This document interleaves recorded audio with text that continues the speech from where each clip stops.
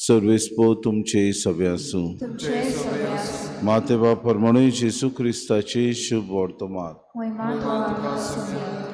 जेसून आपल्या शिसांक म्हणे, तुजो भाव तुजेर कसली एक चूक करीत जाल्यार वच आनी तुज्या आनी ताचेच भितर ती ताच्या तोंडार सांग.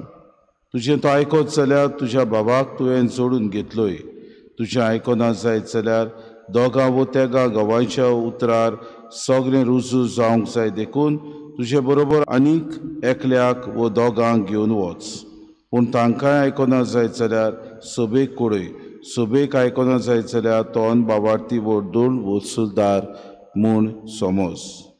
हांव तुमकां खरेंच सांगता, संवसारांत तुमी बांदशात तितलें देवूय स्वर्गार बांदून दवरतलो आनी संवसारांत तुमी सोडशात तितलें देवूय स्वर्गार सोडून दितलो.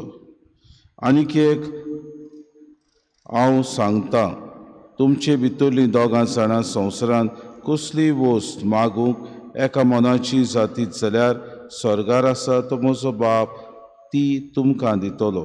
कित्याक दोगां वो तेगां जाणां म्हज्या नांवान एकठांय जाल्लीं आसतीत थंय तांचे मदें हांव आसा. जेसू क्रिस्ताचे शुभ वर्तमान.